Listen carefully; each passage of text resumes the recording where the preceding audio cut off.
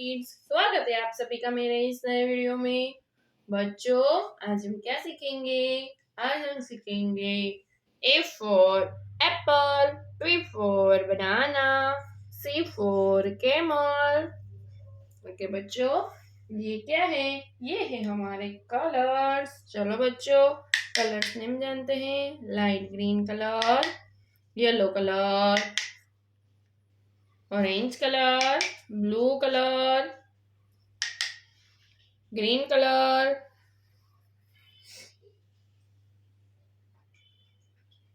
Okay बच्चों, चलो start करते हैं। Yellow colour, A, yellow colour, A for apple, yellow colour, yellow colour, one,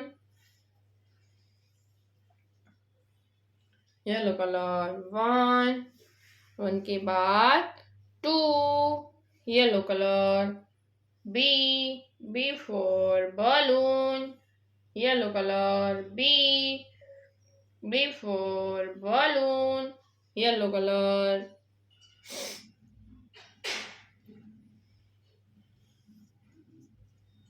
Two, orange color, two, orange color, two.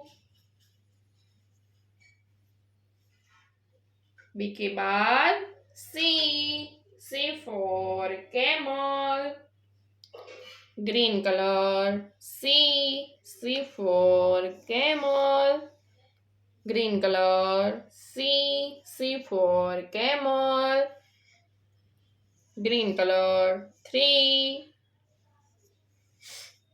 Okay बच्चों, आज हमने क्या सीखा?